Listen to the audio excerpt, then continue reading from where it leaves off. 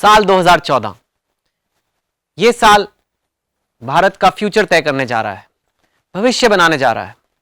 ये साल 7 आरसीआर तक की रेस का साल है। जो भी इस रेस को जीतेगा वो 7 आरसीआर 7 रेस कोर्स रोड तक पहुंचेगा। प्रधानमंत्री बनने की रेस में खड़े तमाम उम्मीदवारों की असली कहानी 7 आरसीआर में इस बार बात एक ऐसे व्यक्ति की जो पिछले 10 साल में जब चाहे प्रधानमंत्री बन सकते थे। एक ऐसे व्यक्ति जिनके बारे में कहा जाता है कि वो पिछले 10 साल से प्रधानमंत्री तो नहीं थे, लेकिन वो प्रधानमंत्री से कम भी नहीं थे। जी हां, बात राहुल गांधी की, कांग्रेस वाइस प्रेसिडेंट राहुल गांधी की। Rahul Gandhi, Rahul Gandhi, Congress party. Avoiding a direct face-off with Narendra Modi. Is there a fear of loss, Rahul? Because this election, frankly, is not looking very good for the Congress party from overall estimates. In my life, I've seen my grandmother die. I've seen my father die. I've seen my grandmother go to jail. And I've actually been through a tremendous amount of pain as a child, when these things happen to you. I mean, there's absolutely what I had to be scared of, I lost. There's absolutely nothing I'm scared of. Rahul Gandhi को कांग्रेस ने प्रधानमंत्री पद का उम्मीदवार नहीं बनाया है, लेकिन ये बात किसी से छुपी नहीं है कि कांग्रेस का असली चेहरा कौन है। राहुल गांधी कह रहे हैं उन्हें किसी से डर नहीं लगता, चाहे वो बीजेपी के प्रधानमंत्री पद के उम्मीदवार नरेंद्र मोदी ही क्यों न हो। राहुल अपने परिवार में हुई हत्याओं की चर्चा शुरू से ही करते रहे हैं। राहुल ने कभी अपनी दादी की हत्या का जिक्र किया तो कभी अपने पिता की हत्या का। इसकी वजह क्या है? सुबह मैं उठा और स्कूल गया, और स्कूल में मैं ज्योग्राफी क्लास में बैठा था और एक व्यक्ति आया अंदर और उसने कुछ टीचर से बात की, और फिर वो मेरे पास आई टीचर और उसने कहा कि तुम्हें घर जाना है। मैंने सोचा कुछ होगा, मैं उनके प्रिंसिपल के ऑफिस में गया, फोन उठाया मैंने, और दूसरे साइड हमारे घर में एक महिला काम करती है, वो चिल्ला रही थी। मतलब ऐसी चीज मैंने कभी पहले नहीं सुनी थी। और मैंने उससे पूछा कि दादी ठीक है? और उसने कहा नहीं दादी ठीक नहीं है, तुम एकदम आओ और फोन रख दिया। जब हम घर गए तो वहां सड़क पे दादी का खून और एक कमरे में मेरे जो दोस्त थे उनका खून। राहुल गांधी की निजी जिंदगी के नजरिए से उनके इन भाषणों पर गौर किया जाए तो हमारे सामने एक ऐसे बच्चे का चेहरा उभरता है जिसका परिवार कहने को तो देश का सबसे महफूज, सबसे सुरक्षित परिवार था, लेकिन यही परिवार दिन रात दहशत और आतंक के साए में सांस लेने को भी मजबूर था। मेरा पीएसओ था और मैंने उससे पूछा भाई क्या हुआ, और उसने कहा नहीं दादी ठीक है, गोली चली है मगर कुछ नहीं हुआ। और मेरे पैर कांप रहे थे।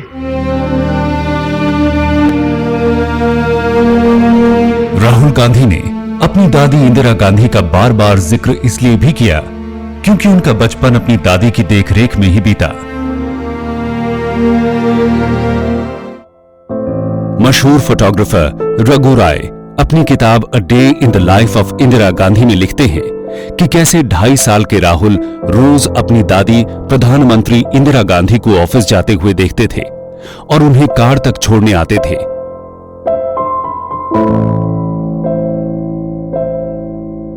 दादी इंदिरा गांधी कार में बैठते ही पोते की तरफ हाथ हिलाकर उनसे विदा लेती थीं।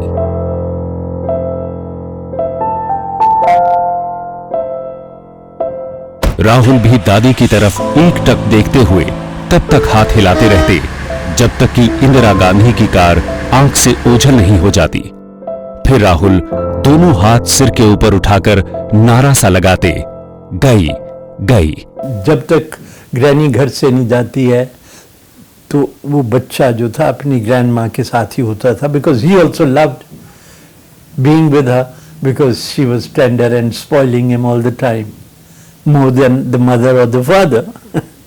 एंड वो जो मॉर्निंग के 2-3 घंटे होते थे, राहुल तैयार होके अपने छोटी सी शॉर्ट्स में और ऊपर का काइंड ऑफ टी शर्ट और jumper, you can call it, you know, children have those very cute dresses, and we'll go along with Granny. That was the feeling, you know, all the time that they were there.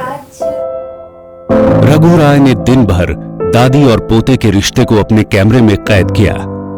इसी दौरान एक कांग्रेसी नेता इंदिरा गांधी से मिलने आए। इंदिरा जी बैठ गई टेबल पे, साथ वो कांग्रेसमैन जो भी था मिलने आया था with his letter, and he discussed it with Indira ji. She listened to him very carefully, and then he said कि देखो मैं ये लिख के लाया हूँ सारे points. तो उनसे लिया. Rahul was about this high, you know, the table is here. So Rahul was about this high. He looked at the letter and he extended his hand. So Indira ji gave it to him, and he took it away and he started playing. And that was the end of that letter from him to Indira ji and went to Rahul. So मतलब ये कि I'm not saying that she didn't care for the letter, but at that moment the child wanted to play with that piece of paper, and he was given the piece of paper and the letter was gone. खुद राहुल गांधी ने दिल्ली में स्कूली बच्चों को दादी इंदिरा गांधी से जुड़ी एक कहानी सुनाई थी। Spoke to my grandmother. I used to call her Daddy, and I said, Daddy, I'm very scared of the dark.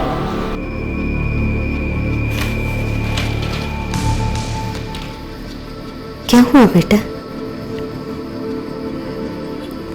कुछ नहीं। वहां जाना है?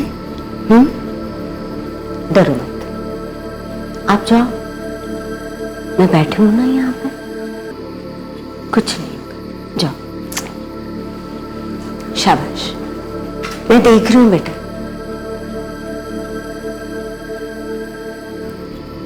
जाओ बेटा। Whenever I feel that there's the darkness, I imagine that there are horrible things in the darkness. I don't know what might come out of the darkness. जाओ, अंदर जाओ, मैं यहां से देख रही हूँ। हाँ, जाओ, शाबाश।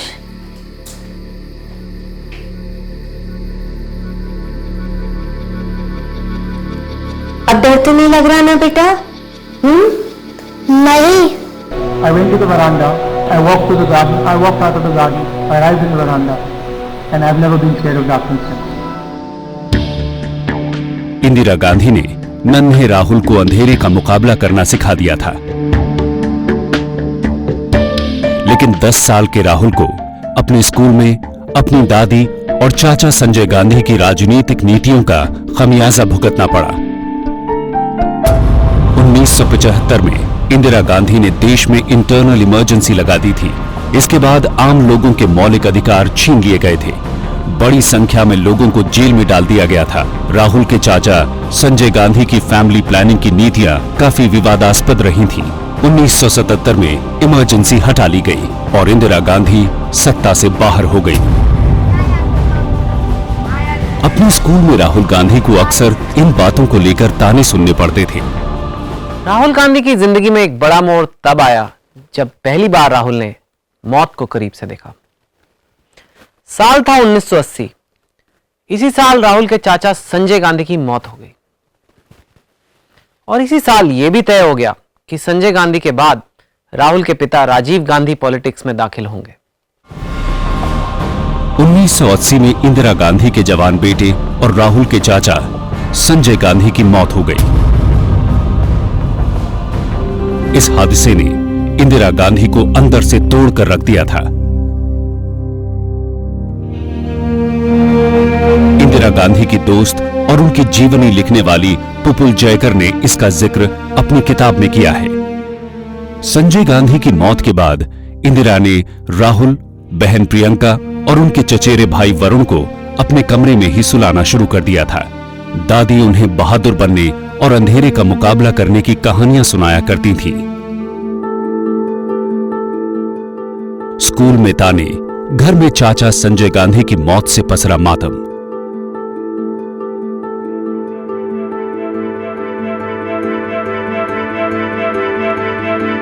इसी बीच घर में चाची मेनका गांधी और दादी के बीच अनबन शुरू हो गई। आखिरकार चाची मेनका गांधी अपने बेटे वरुण गांधी को लेकर प्रधानमंत्री निवास से निकल गई। उधर पिता राजीव गांधी पूरी तरह से राजनीति में व्यस्त हो गए। इस बीच राहुल गांधी क्या कर रहे थे? राहुल गांधी पहले दिल्ली के मॉडर्न स्कूल में पढ़ते थे। 1982 में जब सुरक्षा का खतरा बढ़ा तो उन्हें दून स्कूल भेज दिया गया। दून स्कूल में एडमिशन के दिन खुद राजीव और सोनिया वहां पहुंचे थे। उस समय राजीव गांधी जो हैं कांग्रेस के जनरल सेक्रेटरी थे, और जब वो राहुल को लेके आए थे पहली बार, तो एक जैसे सामान्य हमारे यहाँ कोई भी अभिभावक, माता पिता, पेरेंट्स अपने बच्चों को लेके आते हैं, तो शायद उससे भी अधिक सरलता राहुल को जब वो लाए पहली बार तो वो देखी गई। वहाँ पर राहुल का ट्रंक, लोहे का ट्रंक स्वयं राजीव गांधी उतार रहे थे। मैं देख रहा था कि वो कितना जो है परिश्रम उस बक्से को उठाने के लिए कर रहे हैं। तो फिर आके उन्होंने बॉक्स रखा और हम लोग फिर वो कपड़ों की चेकिंग करते, तो लाके जैसे राजीव ने तो अंदर रखा जहाँ हमारा ऑफिस था, और सोनिया गांधी जो थी वो नीचे बैठ के वो सब कपड़े निकाल के गिनवा रही थी, तो वो चेक कर रहे थे सब। दून स्कूल के शिक्षकों की इन बातों से लगता है कि राजीव और सोनिया राहुल गांधी को एक नॉर्मल बचपन देने की कोशिश कर रहे थे, लेकिन दून स्कूल में राहुल 2 साल ही बिता सके।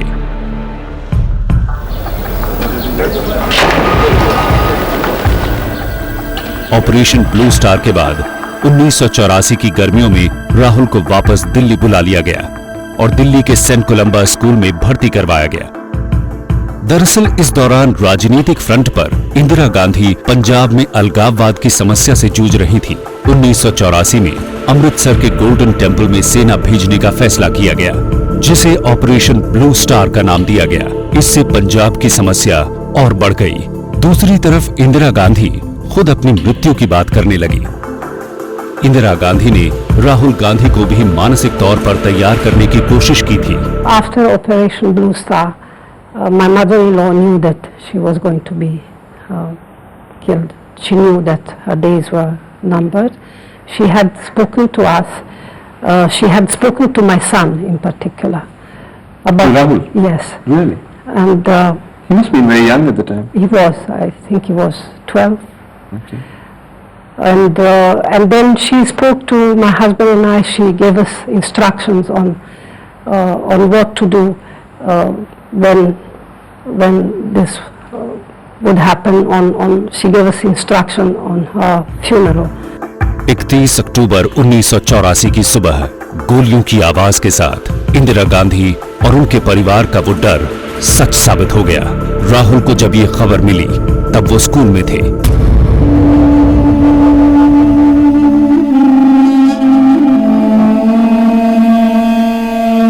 इंदिरा गांधी की हत्या उनके ही बॉडीगार्ड ने की थी। उस बॉडीगार्ड के साथ राहुल अक्सर इसी बागीचे में खेला करते थे। उस उम्र में उनके लिए यह समझना बेहद मुश्किल था कि उस शख्स ने उनकी दादी के साथ ऐसा क्यों किया। इस घटना के बाद परिवार में तो उथल-पुथल हुई ही, इसके साथ साथ घर के बच्चों की जिंदगी भी पूरी तरह से बदल गई थी। क्या इस उथल-पुथल की छाप राहुल की आज की राजनीति, उनके बात व्यवहार में दिखाई देती है? पर्सनैलिटी पर इसका पॉजिटिव और नेगेटिव इफेक्ट की अगर हम बात देखें तो जो लोग इसको एक चैलेंज की तरह लेते हैं, मान लीजिए किसी को लगा कि एक लॉस होता है, उसको लगता है कि लॉस जिस वजह से हुआ उसको मैं ओवरकम करूं, उसको फेस करूं, तो वो उसको एक पॉजिटिव तरीके से लेकर एक बहुत अच्छा लीडर बन सकता है। दूसरी तरफ अगर उसका नेगेटिव इंपैक्ट होता है तो कहीं ना कहीं वो ब्रेन पर एक ऐसी छाप छोड़ देता है कि कोई डिसीजन लेना हो या कोई एक मेजर चीज करनी हो तो कहीं ना कहीं कॉन्फिडेंस में शेकीनेस आ सकती है, रिलक्टेंस आ सकती है या टेंटेटिवनेस आ सकती है, क्योंकि ब्रेन उस चीज को फुली तरह से एक्सेप्ट शायद ना करे जो एक पावरफुल व्यक्ति देखता है कि उसके सामने उसकी दादी और पिता का इस तरह से मर्डर होता है। इंदिरा गांधी की हत्या के बाद राहुल गांधी की जिंदगी प्रधानमंत्री निवास की 4 दीवारी के भीतर सिमट गई। खुद सोनिया गांधी ने इस बात का जिक्र अपनी किताब राजीव में किया है। जिस दिन मेरी सास इंदिरा गांधी की हत्या हुई वो राहुल और प्रियंका का स्कूल में बिताया आखिरी दिन था। अगले 5 साल तक बच्चे घर में ही रहे, यहीं पढ़े, एक तरह से नजर बंद किए गए हो, मानो जैसे बंदी हो। 4 दीवारों के अलावा सिर्फ वो बगीचा था जहां वो बिना किसी सुरक्षा के जा सकते थे। जो राहुल हमें आज नजर आते हैं, क्या उनमें बचपन की इन घटनाओं का असर दिखाई देता है? सोनिया गांधी ने खुद लिखा है कि उनके बच्चे 5 साल तक घर में ही रहे, जैसे उन्हें हाउस अरेस्ट में रखा गया हो। एक तरफ ओवर प्रोटेक्शन, दूसरी तरफ ओवर प्रोटेक्शन के बाद सडनली इस तरह की ट्रेजेडीज का होना, और फिर उन हालात की वजह से आसपास के एनवायरनमेंट का कॉन्स्टेंटली बदलना, तो वो ब्रेन के ऊपर उस चीज का एक छाप इस तरह की छोड़ सकता है कि वो जो पर्सनैलिटी है, पर्सनैलिटी के अंदर कहीं ना कहीं वो एक तरफ वर्थलेसनेस, हेल्पलेसनेस या होपलेसनेस के साइंस छोड़ सकती है, related to life, related to politics, related to all those things which are happening around that person. They were my friends. Then one day, they killed my grandmother and took away the balance in my life. I felt pain like I had never felt before. 1984 से 1989 तक, यानी पूरे 5 साल, राहुल एक तरह से अपने ही घर में एक कैदी की तरह रहे। यहां रहते हुए उनके सामने बार बार यही बागीचा आ जाता था, जहां कभी वो दादी की उंगली पकड़कर चलते थे, खेलते थे, और फिर यहीं एक दिन दादी को गोलियों से भून दिया गया था। यहीं रहते रहते राहुल ने सिख विरोधी दंगों की खबरें देखी और पढ़ी थी। इसी जगह उन्हें दादी के हत्यारों को फांसी पर लटकाने की खबर भी मिली थी। वही हत्यारे जिनके साथ राहुल बचपन में खूब खेला करते थे। 84 की बात थी, मैं घूमने गया गार्डन में। मैं जल्दी जग जाता था, उस टाइम ओलंपिक्स चल रही थी, और मैं घूमने गया गार्डन में। और गार्डन में जब मैं घूम रहा था, वहां बेअंत सिंह मुझे मिले। उसने मुझे कहा कि देखो, अगर तुम्हारे ऊपर कभी भी कोई हथगोला फेंके तो तुम्हें इस प्रकार से लेट जाना चाहिए। मुझे बात समझ नहीं आई। 14 साल का लड़का था, वो भूल गया इस बात को। मैं 10-15 साल भूल गया। मैं वापस गया, ओलंपिक का प्रोग्राम था, दादी बैठी थी, वहां बात की। सालों बाद मुझे पता लगा कि दादी की हत्या से पहले सतवंत सिंह, बेअंत सिंह और बाकी जो लोग थे, वो दादी के ऊपर दिवाली के समय हथगोला फेंकना चाह रहे थे। जिस दौर का जिक्र राहुल आज अपने भाषणों में करते हैं, उस दौर में राहुल को यह भी लगता था कि राजनीति 24 घंटे लगातार किए जाने वाला वो काम है जो उनके पिता के लिए खतरनाक या जानलेवा साबित हो सकता है। सोनिया गांधी ने राजीव किताब में लिखा है, राहुल ने एक बार राजीव से पूछा था, पापा, आप ऐसा क्यों करते हैं? आप नहीं सोचते कि आपको राजनीति छोड़नी चाहिए? राजीव ने जवाब दिया था, मैंने कभी राजनीति छोड़ने की बात सोची ही नहीं। क्यों? राहुल ने इसका कारण जानना चाहा तो राजीव ने कहा, क्योंकि मुझे भारत की जनता में यकीन है। राहुल गांधी हमेशा राजनीति के आसपास रहे, सत्ता के करीब रहे, लेकिन उसी पावर से एक दूरी हमेशा बनी रही। अगर ना भी बनी हो तब भी वो दूरी दिखती जरूर है, जैसा कभी कभी आज भी लगता है। खैर, बात 1989 की है। राहुल गांधी का कॉलेज में एडमिशन हुआ और यहीं से शुरू हुआ उनसे जुड़ा हुआ पहला राजनीतिक विवाद। 1989 में राहुल को दिल्ली के सेंट स्टीफेंस कॉलेज में दाखिला मिला और इसके साथ ही पहली बार उनके नाम के साथ विवाद जुड़ा।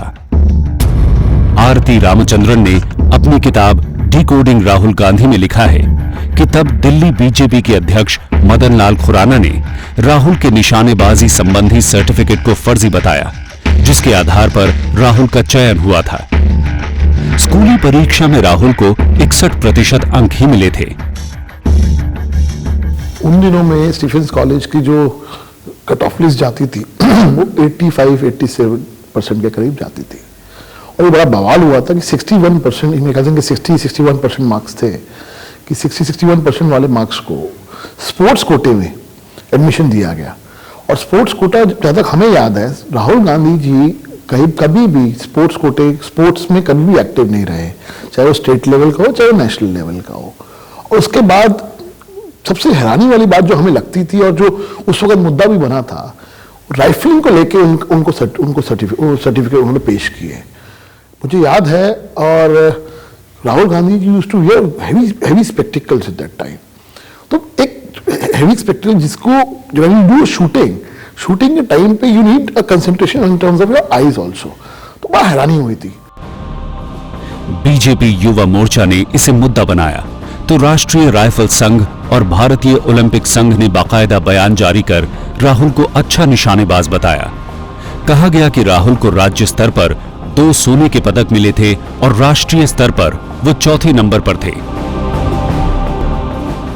उस समय राजीव गांधी देश के प्रधानमंत्री थे और एक तरीके से कंट्रोवर्सी हुई थी कि राजीव गांधी के पुत्र को जो है वहां पर किसी तरीके से सेंट स्टीफेंस कॉलेज ने फेवर करके एडमिशन दिया है, लेकिन तथ्य ऐसे नहीं थे। उस पर मैंने स्पोर्ट्स पर नाम की मैगजीन के लिए मैंने स्टोरी करी थी जिसका टाइटल था प्राइम मिनिस्टर्स हॉट शॉट सन, और उसमें जो था, जब मैंने तथ्य इकट्ठे किए तो उसमें ये पता चला कि राहुल गांधी जो थे वो बड़े अच्छे पिस्टल शूटिंग में उनको बड़ी महारत हासिल थी और नेशनल और स्टेट लेवल के चैंपियनशिप्स में, नेशनल लेवल की चैंपियनशिप में उनको रैंकिंग मिली थी। अगर आप सबसे बड़ा एग्जाम्पल तो आप देखिए ना उस एडमिशन से पहले ना उस एडमिशन के बाद राहुल गांधी जी कभी भी नेशनल राइफल जिसके लिए वो तीरंदाजी, उसके लिए शूटिंग के लिए वो एडमिशन लिया, ना उन्होंने कॉलेज को कभी रिप्रेजेंट किया, ना उन्होंने कभी स्टेट को रिप्रेजेंट किया, ना उन्होंने कभी नेशनल को रिप्रेजेंट किया, एडमिशन लेने से पहले भी और एडमिशन लेने के बाद भी।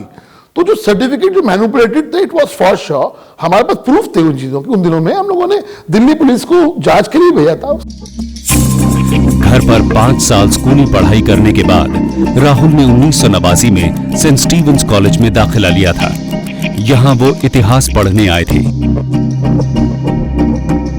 लेकिन कॉलेज में भी उनकी जिंदगी बदली नहीं थी। आरती रामचंद्रन लिखती हैं कि राहुल हमेशा सफारी सूट पहने सुरक्षा कर्मियों से घिरे रहते थे। उनकी संख्या 20 से 25 के बीच रहती थी। राहुल चुपचाप अपनी क्लास में आते और सबसे पिछली सीट पर बैठ जाते। हालत ये थी कि राहुल अपनी मर्जी से न तो कहीं जा सकते थे और न ही कुछ खा सकते थे। एक बार उनके एक क्लासमेट ने अपनी जन्मदिन की पार्टी रखी। राहुल उसमें शरीक होना चाहते थे, लेकिन उनकी सुरक्षा करने वाले एसपीजी ने साफ मना कर दिया। राहुल गांधी की आज जो हम पर्सनैलिटी में जो चीजें देखते हैं उसका सबका बैकग्राउंड वही है, क्योंकि वो बहुत एक ऐसे परिवार से आए जिसको बहुत तकलीफें झेलनी पड़ी, बड़ी मुसीबतें झेलनी पड़ी और कुछ चीजें उनके लिए आसान नहीं रही। जैसे नॉर्मल होता है कि यारी दोस्ती, स्कूल कॉलेज के दिन, खेलना कूदना, एक बड़ा फ्रेंड सर्किल, ये तमाम चीजों से वो महरूम रहे हैं। तो उनकी बहुत सारी समस्याएं भी रही है और उनको जो डिपेंडेंस है सोनिया गांधी, राहुल गांधी और प्रियंका गांधी की, तीनों की एक दूसरे पर, वो एक तरीके की अनूठी है। शायद यही वजह रही कि 1 साल बाद ही राहुल ने आगे की पढ़ाई के लिए अमेरिका जाने का फैसला किया, जहां सुरक्षा के इतने झमेले नहीं थे और वो कुछ हद तक सामान्य जीवन जीने की उम्मीद रख सकते थे। यही सोचकर जून 1990 में राहुल हार्वर्ड यूनिवर्सिटी में पढ़ाई करने चले गए। हार्वर्ड यूनिवर्सिटी में राहुल की पढ़ाई लिखाई कैसी चली, इसके बारे में ज्यादा जानकारी नहीं है। क्या वो अमेरिका में नॉर्मल सामान्य जिंदगी बिता पाए, ये एक सवाल है। लेकिन हार्वर्ड पहुंचने के तकरीबन साल भर बाद एक और घटना हुई जिसने राहुल की जिंदगी को हमेशा के लिए बदल कर रख दिया।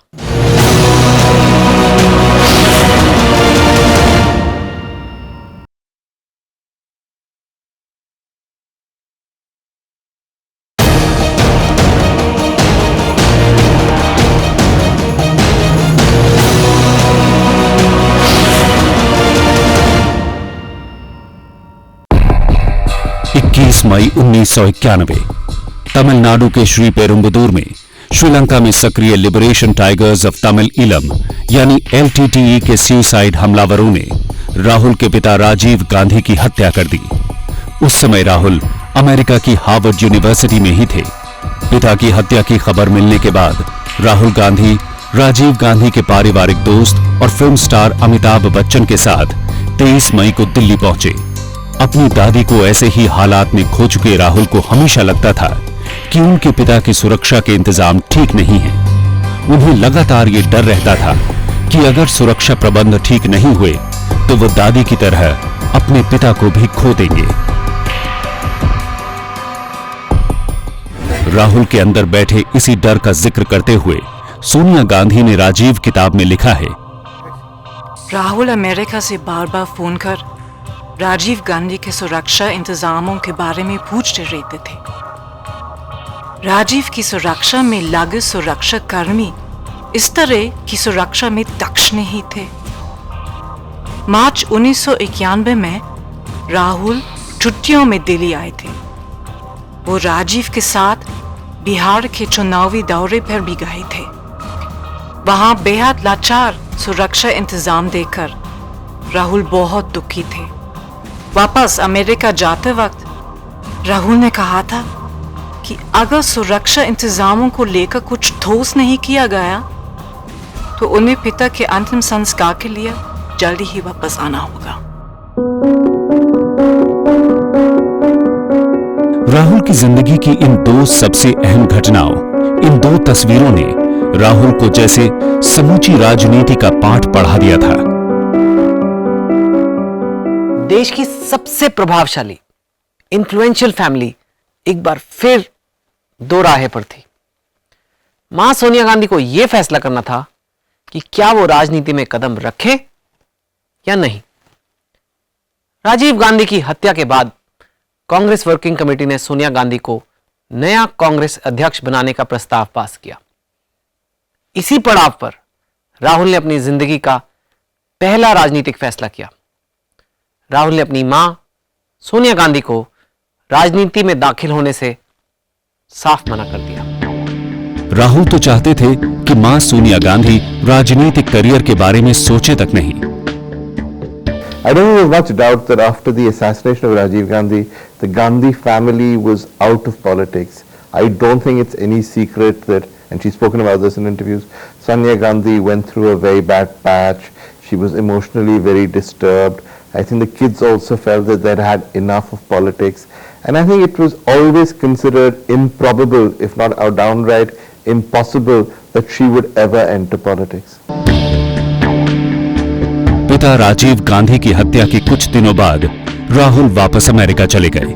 1994 में राहुल ने रोलिंग्स कॉलेज से इंटरनेशनल रिलेशंस में BA की डिग्री हासिल की। लेकिन रोलिंग्स कॉलेज में राहुल गांधी राउल विंची नाम से जाने जाते थे। सुरक्षा कारणों से यूनिवर्सिटी के कुछ अधिकारी और फ्लोरिडा की पुलिस के गिने चुने आला अधिकारियों को ही उनका असली परिचय मालूम था। राहुल ने रोलिंग्स में पढ़ाई पूरी करने के बाद इंग्लैंड की कैम्ब्रिज यूनिवर्सिटी से डेवलपमेंट स्टडीज में MPhil की। He went off to America, then he was in England, and he said he had the best years of his life in England because it was absolutely without any kind of, he said उन्होंने एकदम free था, it was to go to a bar and to a pub शाम को friends के साथ, दोस्त के साथ, spend time, no security guards, no kind of, he didn't even have any people who he knew in the sense कि उनके circle में, so it was truly, and he said it was one of his best experiences. हालांकि राहुल की पढ़ाई को लेकर भी सवाल उठते रहे।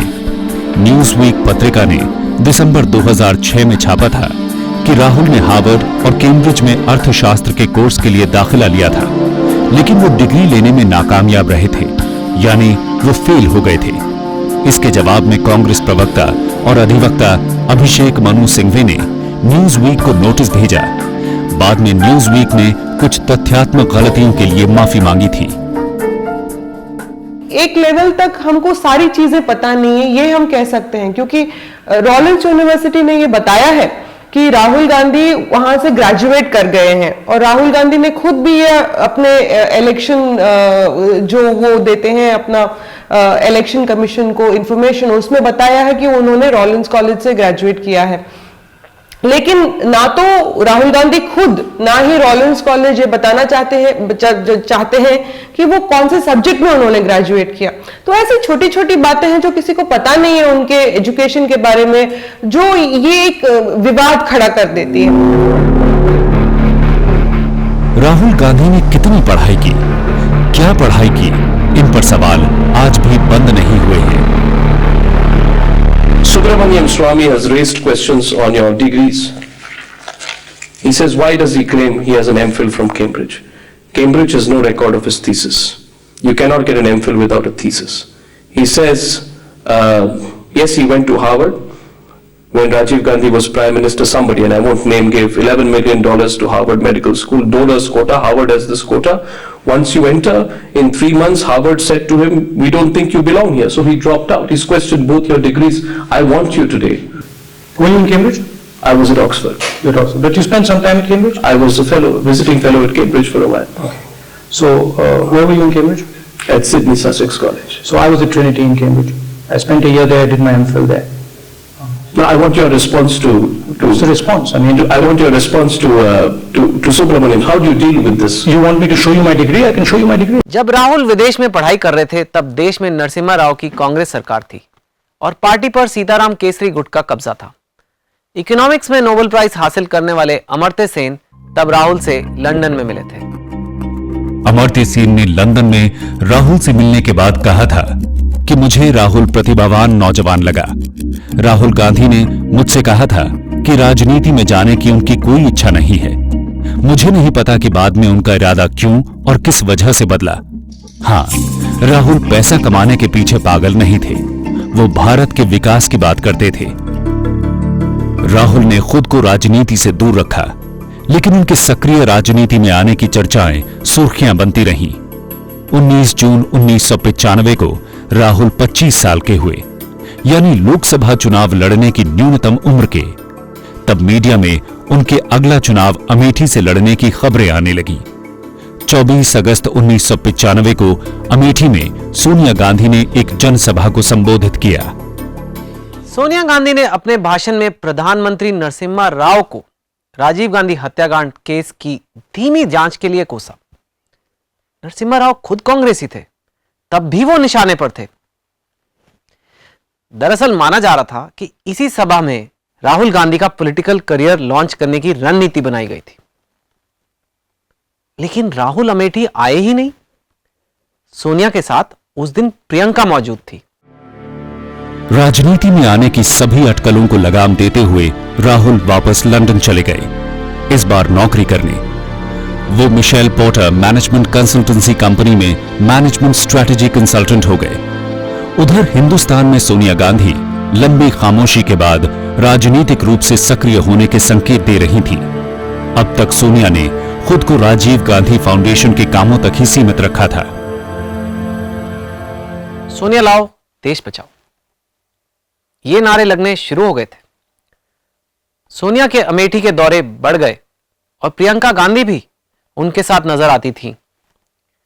अमेठी में तो खास तौर से प्रियंका ने मोर्चा संभाला हुआ था। तब इस तरह की खबरें भी छपने लगी कि राहुल तो राजनीति में आना ही नहीं चाहते और कांग्रेसी प्रियंका गांधी की तरफ देखने लगे थे। प्रियंका में लोगों को इंदिरा गांधी की झलक दिखाई देती थी। राहुल का जिक्र नहीं होता था, लोग ये मान करके चलते थे कि प्रियंका गांधी राजनीति में आ सकती हैं, क्योंकि अमेठी की उम्मीदवारी जो है वो अमेठी का प्रतिनिधित्व सोनिया गांधी कर रही थी। इसलिए जो मांग होती थी वो होती थी कि प्रियंका गांधी सुल्तानपुर से चुनाव लड़ें। सुल्तानपुर की जिला कांग्रेस कमेटी इसके बारे में जब भी चुनाव होता था तो आधिकारिक रूप से प्रस्ताव पारित करती थी और ये मांग करती थी कि प्रियंका गांधी को सुल्तानपुर से उम्मीदवार बनाया जाए। 28 दिसंबर 1997 को सोनिया गांधी ने कांग्रेस के लिए चुनाव प्रचार करने का फैसला किया।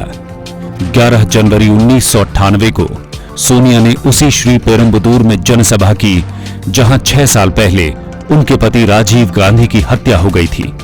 उनके साथ प्रियंका गांधी भी थी। सभा के अंत में प्रियंका ने तमिल भाषा में एक वाक्य कहा और भारी हुजूम ने हमारी भविष्य की नेता का नारा लगाया। ठीक ऐसा ही नजारा 29 जनवरी 1998 को हैदराबाद में कांग्रेस की रैली में देखा गया, जहां सोनिया और प्रियंका गांधी मौजूद थीं।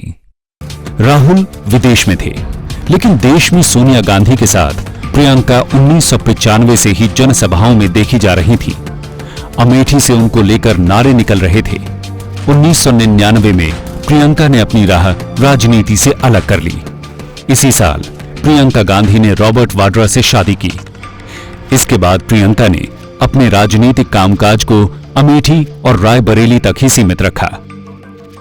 Everybody who deals with Priyanka, whether it's party workers in Raebareli or Amethi or even the SPG people, talk about how she connects with people, how much warmth there is. All the evidence so far suggests that she has no ambitions to get into politics in a proper way. She looks after local constituencies, but her priority appears to be her family life and her children. I mean, it's hard to say this from the outside, but in a sense you can understand that, can't you? Because she's been in the house when her grandmother was assassinated. She's seen her father being assassinated. She's seen the problems her mother has faced. Is it not normal for somebody to just want a normal family life with 2 kids without being thrust into the public sphere? If that's what it is, then I understand why she isn't joining. उधर 1996 में कांग्रेस नरसिम्हा राव के नेतृत्व में चुनाव में उतरी थी। Party हार गई। साथ ही नरसिम्हा राव के विरोधी सोनिया गांधी को राजनीति में आने के लिए तैयार करने में जुट गए। नरसिम्हा राव के बाद पार्टी की बागडोर सीताराम केसरी के हाथों में गई। सीताराम केसरी का भी विरोध होता रहा। आखिरकार 1998 में सोनिया गांधी ने पार्टी की बागडोर अपने हाथों में ले ली। After Narasimha Rao was deposed and Sitaram Kesari took over, the Congress really hit a very, very rough patch. Every day on television you'd see more and more distinguished people saying they were joining the BJP. They were saying the BJP was the party of the future. And many people, myself included, wondered if there would be a Congress party at the beginning of the 21st century. Which is when, I think when all these people kept going to Sonia and saying join politics, she finally took the plunge. And it's my understanding, again, it's only a guess, that the children were still opposed to her joining politics. इधर सोनिया कांग्रेस को जिंदा करने की कोशिश कर रही थी, तो वहीं राहुल गांधी की विदेशी महिला मित्र के किस्से मशहूर हो रहे थे। 1999 के विश्व कप क्रिकेट प्रतियोगिता के दौरान लंदन में बर्मिंघम के एजबैस्टन स्टेडियम में राहुल अपनी इस महिला मित्र के साथ देखे गए। ये तस्वीर उस समय ली गई थी जब राहुल और उनकी महिला मित्र भारत और इंग्लैंड के बीच चल रहे मैच को देखने आए थे।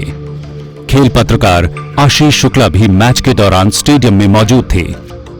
राहुल गांधी इतने महत्वपूर्ण डायनेस्टी के थे, उनको तो बहुत ही वीवीआईपी बॉक्स में थे और वहाँ पे हम लोग की पहुँच ये नहीं थी, लेकिन ये जरूर था कि जब खबर पहुँची तो हमने कोशिश की। हम लोग का इतना जाना आसान भी नहीं था वहाँ पे, लेकिन कुछ भारतीय क्रिकेट बोर्ड के अधिकारी थे उस समय, मार्क मैस्कैनस, जिन्होंने भारत में टेलीविजन क्रिकेट कवरेज में एक अहम भूमिका अदा की थी।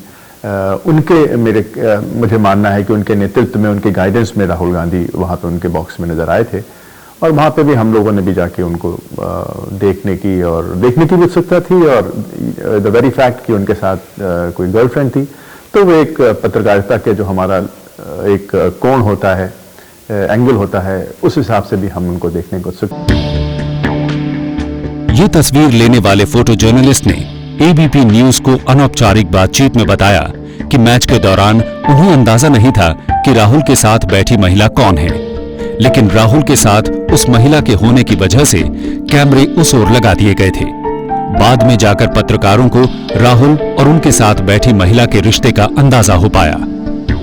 कोई सेलिब्रिटी इन मैचों में नजर आता है तो ये तो बात पक्की होती है कि वो चाहते हैं कि मीडिया में उसका कवरेज हो। तो राहुल गांधी ऐसे परिवार से थे जो कि मीडिया और उनकी सुर्खियों में रहने वाली बातों से अनभिज्ञ नहीं थे। उसके बावजूद वो उनका एक गर्लफ्रेंड के साथ क्रिकेट के मैदान में आना इस बात को दर्शाता था कि युवा जो करते हैं वो वैसे ही कर रहे थे, जिनका उनमें रुचि थी और जिनमें उनमें रुचि थी वो खुल के करना चाह रहे थे बिना किसी मीडिया के दबाव में। आगे चलकर इस तरह की खबरें भी आईं कि 1999 का नया साल राहुल ने अंडमान में इसी महिला मित्र के साथ मनाया। अगले 4 सालों तक इस तरह की खबरें आती रहीं। 2003 के क्रिसमस और नए साल का जश्न राहुल ने प्रियंका और परिवार के दोस्तों के साथ केरल और लक्षद्वीप में मनाया और तब वो महिला मित्र भी साथ थीं। 2004 में राहुल गांधी ने इंडियन एक्सप्रेस की वृंदा गोपीनाथ को दिए इंटरव्यू में पहली बार खुलासा किया। इसमें राहुल ने कहा था, मेरी महिला मित्र का नाम वेरोनिक है, ना कि जुंटिया, जैसा कि मीडिया में बताया जा रहा है। वो स्पेनिश है, ना कि वेनेजुएला या कोलंबिया की। वो आर्किटेक्ट है, वेट्रेस नहीं है। हालांकि वो वेट्रेस होती तो भी मुझे कोई फर्क नहीं पड़ता। वो मेरी सबसे अच्छी दोस्त है। अंत में मैंने पूछा था, जब after we went through all why he is in politics, किस लिए आए हैं, what are his issues, what would he like to do. तो अंत में मैंने पूछा कि अभी सुना है कि आप किसी के साथ है, and you are going to break a lot of hearts in Delhi, because not only the girls but even their mothers, because you know that they are looking for a suitable boy. तो उन्होंने blush किया, फिर बोला no, yes I have, because उस वक्त विश्व Hindu Parishad and in all these Hindu organizations were saying कि ये भी बेटा भी कोई नाचने वाली, कोई डांसर, बार डांसर, फॉरेनर है और यहाँ वहाँ दिखाई दे रहा है। हॉलीडेज में, क्रिसमस हॉलीडेज जाते हैं। 1-2 पिक्चर भी आए थे जहाँ जैसे आपको मालूम है वो football in Birmingham. Anyway, so मैंने पूछा, he said well she is not, her name is not Juanita और जसिंता जो उन्होंने उस वक्त बोलते थे।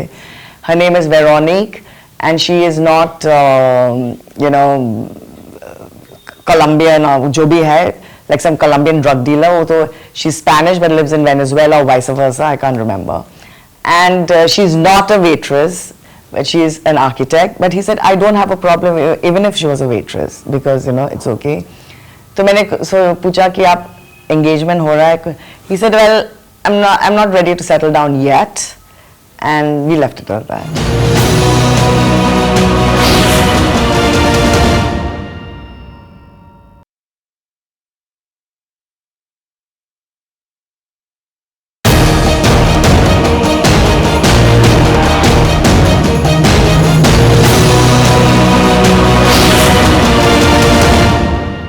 वेरोनिक जिस रहस्यमय ढंग से राहुल की जिंदगी में आई, उसी रहस्यमय ढंग से गायब भी हो गई। कहा गया कि सोनिया गांधी को लगा कि राहुल के राजनीतिक करियर में विदेशी मूल की गर्लफ्रेंड एक रोड़ा साबित हो सकती है। जब भी मैंने पूछा कि आपने प्रपोज किया है, तो he said, I haven't proposed as yet, and I think he said, yeah, I'm not ready to settle right now. Time है। In fact, 1-2 साल वो थी यहाँ, मतलब 2004 में। मेरे को लगता है फिर उन्होंने फिर बात ही नहीं, उन्होंने छोड़ के चले गए वापस, because I think she got a bit fed up wait करके। दरअसल जब से सोनिया राजनीति में आई थी, तभी से उनके विदेशी मूल का मुद्दा विपक्ष उठाता रहा है। जहाँ पैदा होने के लिए संत, महंत, गुरु, ऋषि, महर्षि तरसते हैं, उस भारत भूमि को 16 बरस तक अपनाने से इनकार किया था सोनिया गांधी ने। विवाह के 16 वर्षों तक वो भारत की नागरिक नहीं बनी थी। मेरी देशभक्ति पर उंगली उठाने वाले पहले ये बताएं कि इंदिरा जी की बहू बनने से आज तक मैंने कौन सी भारतीय परंपरा नहीं निभाई। ऐसे में राहुल गांधी का नाम किसी विदेशी मूल की महिला से जुड़ने से उनकी राजनीति और मुश्किल हो सकती थी। लेकिन गांधी नेहरू परिवार के तौर तरीकों से वाकिफ लोगों का मानना है कि राहुल की शादी में परिवार की ओर से विरोध की गुंजाइश ना के बराबर है। When are you getting married and who is your idol man?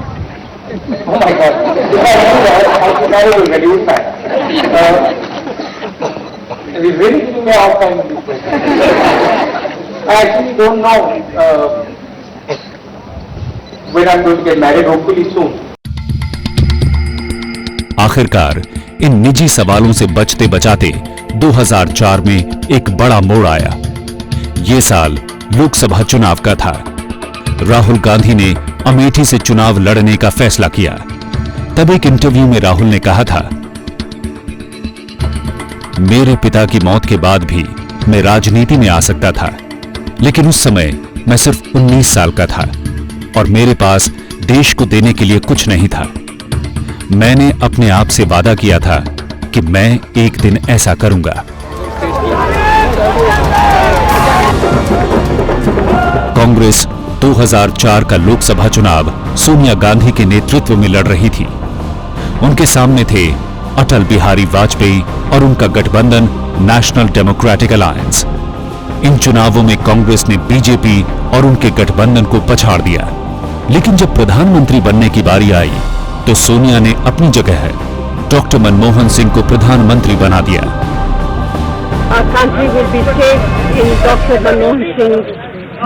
2004 से 2014 तक राहुल लगातार मीडिया की नजर पर रहे। मीडिया के साथ साथ लोगों ने भी उनके हर बयान को जांचा परखा। और अब सवाल यह है कि राजनीति में आने के बाद राहुल गांधी ने देश को क्या दिया और उनका जो भी योगदान रहा, क्या उसे देखकर जनता उन्हें 7 आरसीआर तक पहुंचाएगी? इन सवालों के जवाब के साथ मिलते हैं अगले हफ्ते।